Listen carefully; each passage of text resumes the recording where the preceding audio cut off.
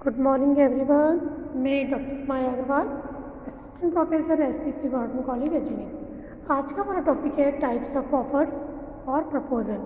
जैसा कि हम देख चुके हैं, प्रस्ताव या ऑफर एक ऐसा कार्य है जिसके द्वारा एक पक्षकार दूसरे पक्षकार के सामने अपनी इच्छा इस उद्देश्य से रखता है कि सामने वाले व्यक्ति की सहमति उस कार्य को करने या न करने के संदर्भ में हमें प्राप्त हो जाए, उसे हम प्रपोजल कहते हैं। और किसी भी एग्रीमेंट होने के लिए प्रपोजल होना अत्यंत आवश्यक है। प्रपोजल होगा, उस पर सहमति मिलने के पश्चात ही एग्रीमेंट बनेगा and after then enforceable by law, then we create contract. तो आज हमारा टॉपिक है टाइप्स ऑफ ऑफर्स और प्रपोजल, मतलब कि प्रस्ताव कितने प्रकार का हो सकता है। तो अगर हम देखें तो क्लासिफिकेशन करें तो हम थ्री बेसिस पर क्लासिफिकेशन कर सकते हैं। नंबर 1 है mode of making an offer, number 2 on the basis of offerees and number 3 on the basis of nature of offer. ठीक है, तो हम 3 प्रकार से प्रस्ताव का वर्गीकरण कर सकते हैं। तो हम सबसे पहले देखेंगे on the basis of mode of making an offer, मतलब प्रस्ताव करने की विधि के आधार पर हम उसको देखें तो हम किस प्रकार प्रस्ताव कर सकते हैं। तो उसमें नंबर 1 बिंदु हम लेंगे एक्सप्रेस ऑफर। एक्सप्रेस ऑफर मतलब स्पष्ट प्रस्ताव। स्पष्ट प्रस्ताव एक ऐसा प्रस्ताव है बच्चों जिसमें एक पक्षकार दूसरे पक्षकार के सामने अपनी इच्छा किसी कार्य को करने या न करने के संदर्भ में व्यक्त करता है। ये बिल्कुल स्पष्ट होती है, यानी या तो पक्षकार लिखकर इस बात के लिए प्रस्ताव कर सकता है या पक्षकार बोलकर प्रस्ताव कर सकता है। तो इसमें ये एक्सप्रेस ऑफर माना जाता है क्योंकि इसमें दोनों ही पक्षकारों के सामने बात पूर्णतः स्पष्ट होती है, किसी प्रकार का छिपाव इसमें नहीं होता है, इसलिए हम इसे एक्सप्रेस ऑफर भी कहते हैं। नंबर 2 आता है हमारे पास इम्प्लाइड ऑफर। इम्प्लाइड ऑफर बच्चों ध्यान से समझिएगा। इम्प्लाइड का हिंदी में अगर मीनिंग देखिए तो हम गर्भित मतलब छुपा हुआ, जो हमें नज़र नहीं आता है, छुपा हुआ जो होता है उसे हम कहेंगे गर्भित। तो अगर गर्भित ऑफर की हम बात करें तो an offer made otherwise then in words, यानी शब्दों के अतिरिक्त अन्य प्रकार से जो ठहराव किया जाए, जो प्रस्ताव किया जाएगा उसे हम इम्प्लाइड ऑफर कहेंगे। कहने का आशय ये है कि जब एक पक्षकार न बोलता है न कुछ कहता है, बल्कि उसके व्यवहार से इस प्रकार का प्रतीत होता है कि वह प्रस्ताव कर रहा है, तो उसे हम गर्भित प्रस्ताव की श्रेणी में मानेंगे। तो इम्प्लाइड ऑफर जो होता है व्यक्ति के न बोलने से कुछ होता है न कहने से, बल्कि उसके व्यवहार से इस प्रकार का प्रतीत होता है कि जैसे वो कार्य करने के लिए हमें प्रस्ताव कर रहा है, उसे हम कहेंगे गर्भित ऑफर या इम्प्लाइड ऑफर। जैसे मान लीजिए एक व्यक्ति है, उसे हवा महल जाना है, तो सड़क पर चलते हुए ऑटो को हाथ से इशारा देकर रोकता है। तो इसका मतलब क्या है कि उसने टैक्सी वाले को हायर करने के लिए रोका, सा प्रपोज किया है कि मुझे हवा महल ले चलो। तो उसने हाथ देकर अपनी उसको ऑटो को रुकवा लिया और वो ऑटो में बैठ जाता है, तो वो प्रस्ताव उसने स्वीकार कर लिया किसने, ऑटो वाले। तो ये गर्भित प्रस्ताव माना गया है। तो यहाँ पर व्यक्ति ने ना बोला है ना कुछ कहा है, बल्कि एक हाथ का इशारा कर देते हुए उसने उसको रोकने का प्रयास किया है कि मुझे हवा महल घुमाने ले चलो। तो ये हमारा कहलाएगा इम्प्लाइड ऑफर। सेकेंड टाइप अगर हम देखें ऑन द बेसिस ऑफ ऑफरीज, तो अगर हम देखें तो इसमें भी हम 2 पार्ट कर सकते हैं। फर्स्ट है स्पेसिफिक ऑफर एंड सेकंड है जनरल ऑफर। तो स्पेसिफिक ऑफर की अगर हम बात करें, स्पेसिफिक का मतलब होता है बच्चों विशिष्ट, जो किसी व्यक्ति विशेष से जुड़ा हुआ है, पर्टिकुलर है, उसे हम स्पेसिफिक मानेंगे।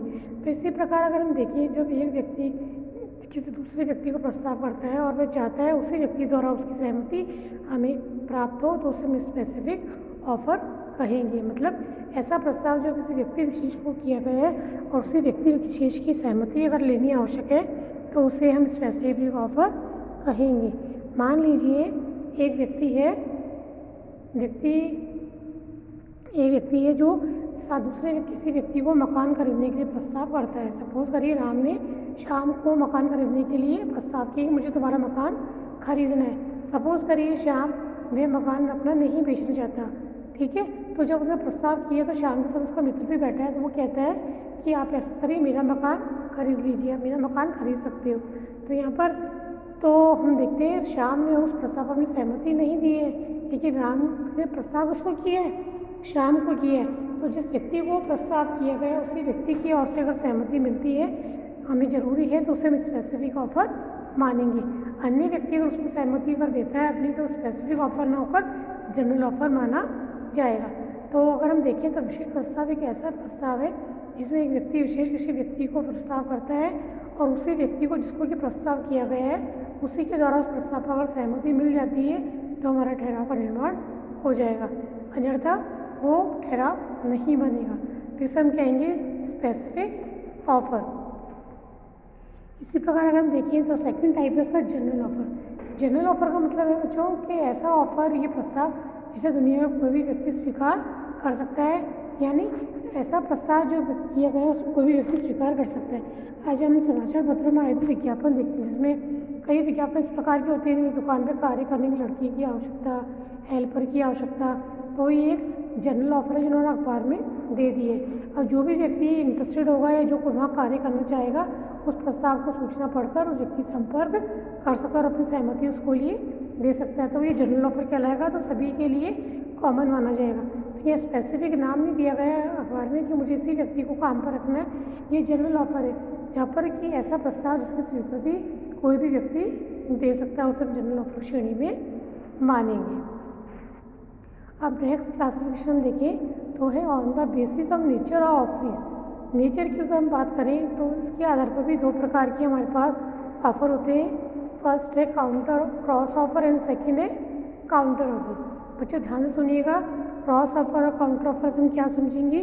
देखिए, क्रॉस ऑफर ऐसा ऑफर है जिसके अंतर्गत दो व्यक्ति एक दूसरे की जानकारी के बिना सेम टाइम एक ही विषय वस्तु के लिए आपस में प्रस्ताव करते हैं, तो उसे हम क्रॉस ऑफर कहते हैं। तो ऐसी स्थिति में ठहराव का निर्माण नहीं होता है क्योंकि दोनों ही व्यक्ति एक दूसरे को केवल प्रस्ताव ही कर रहे हैं, किसी प्रकार की सहमति हमें वहाँ पर नहीं मिल रही है, तो उसे हम कहेंगे क्रॉस ऑफर, क्योंकि दोनों के आपस में प्रस्ताव क्रॉस हो रहे हैं एक दूसरे को, इसलिए इसको हम क्रॉस ऑफर कहते हैं। तो अगर हम देखें सरल शब्दों में कहें कि क्रॉस ऑफर एक ऐसा प्रस्ताव माना गया है जिसमें दोनों व्यक्ति एक दूसरे को एक समय में एक दूसरे की जानकारी के बिना एक ही प्रस्ताव करते हैं, दोनों को समान एक ही समय में प्रस्ताव प्राप्त होता है, तो उसे हम कहेंगे क्रॉस ऑफर। तो बच्चों ये ध्यान रखना है कि क्रॉस ऑफर कंडीशन में कभी भी एग्रीमेंट का निर्माण नहीं होगा क्योंकि इस पर यहाँ सहमति हमें नहीं मिल रही है, दोनों के प्रस्ताव ही आपस में दूसरे से टकरा रहे हैं, इसलिए हम इसे क्रॉस ऑफर भी कहते हैं। सेकंड बिंदु है हमारा काउंटर ऑफर।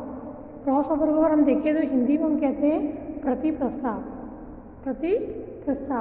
और सेकंड है हमारा काउंटर ऑफर जिससे हम हिंदी में कहेंगे स्थानापन्न प्रस्ताव।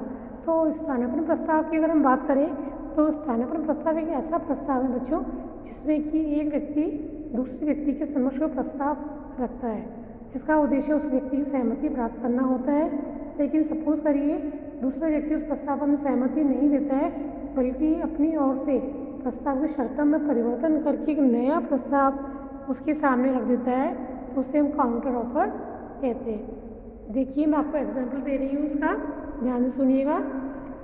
सपोज करिए राम ने श्याम से कहा मुझे तुम्हारी कार 10 लाख में खरीदनी है और उसका भुगतान मैं किस्तों में करूँगा या 2 टुकड़ों में दूंगा। अब सपोज करिए श्याम उस प्रस्ताव पर सहमति नहीं देता, वो क्या कहता है कि ठीक है मैं तुम्हें अपनी कार 10 लाख में बेचने को तैयार हूँ, लेकिन मैं कार का मूल्य किस्तों में न लेकर एक साथ लूँगा। तो बच्चों बताइए यहाँ पर श्याम ने क्या उस प्रस्ताव को स्वीकार कर लिया है क्या? नहीं। तो यहाँ श्याम ने प्रस्ताव को स्वीकार नहीं किया है, उसने कार बेचने की इच्छा व्यक्त की है, लेकिन उसने प्रस्ताव की शर्त में परिवर्तन करके एक नया प्रस्ताव उसके सामने रख दिया है कि ठीक है मैं कार तो बेचूंगा लेकिन उसका भुगतान का जो मूल्य है मैं कार का एक मुश्त राशि के रूप में लूँगा। तो कहने का मतलब है यहाँ प्रस्ताव को एज इट स्वीकार नहीं किया गया है बल्कि उसकी शर्तों में परिवर्तन, शर्त में क्या परिवर्तन कर दिया उसने कि वो उसका मूल्य टुकड़ों में लेकर एक साथ लेना चाहता है, तो उसने अपनी ओर से एक नया प्रस्ताव राम के सामने रख दिया। तब यहाँ राम को सहमति देनी होगी, यानी राम को उस प्रस्ताव पर विचार करना है क्यों उसके लिए वह नया प्रस्ताव सामने आ गया। तो इसे हम कहते हैं स्थानापन्न प्रस्ताव। स्थानापन्न प्रस्ताव इसलिए कहते हैं बेटा बच्चों इसको क्योंकि ऐसी स्थिति में एक नया प्रस्ताव का जन्म हो गया है, क्योंकि श्याम ने प्रस्ताव की शर्त में परिवर्तन करके उसमें एक नया प्रस्ताव उसके सामने रख दिया है जिस पर सहमति राम को देनी है। तो हमें ध्यान रखना है बच्चों, क्रॉस ऑफर और काउंटर ऑफर में दोनों ही कंडीशंस इस तरह की हैं जहाँ पर केवल प्रस्ताव ही घूम रहे हैं, दोनों में किसी प्रकार की सहमति नहीं है, दोनों में सहमति का अभाव माना जाता है। तो क्रॉस ऑफर और काउंटर ऑफर दोनों ही प्रस्ताव बने रहेंगे जब तक कि उनमें सहमति प्राप्त नहीं हो जाती है, कि दोनों में ही प्रस्ताव का ही निर्माण हो रहा है। तो बच्चों इस प्रकार हमने देखा आज कि 3 प्रकार से हम प्रस्ताव कर सकते हैं। पहला था हमारा express offer, second implied, third offer हमने देखा specific offer, fourth general offer, और नेचर की बेस पर हमने देखा था क्रॉस ऑफर और काउंटर ऑफर। तो बच्चों जब आप बुक खोलेंगे तो आपको बुक में हर टॉपिक के ऊपर डिटेल भी मिल जाएगा और इसी के साथ साथ आपको एग्जाम्पल्स भी खूब सारे पढ़ने को मिलेंगे। मैं आपको बहुत शॉर्ट में बता रही हूँ क्योंकि जब ऑनलाइन क्लासेस होती है बच्चों तो हमें बहुत सारे वीडियोस तैयार करने होते हैं, तो इसलिए मैं आपको बहुत शॉर्ट में बता रही हूँ। बेसिकली आपको तो आप जब बुक में पढ़ेंगे तो आपको काफ़ी डिटेल में पढ़ने को मिलेगा।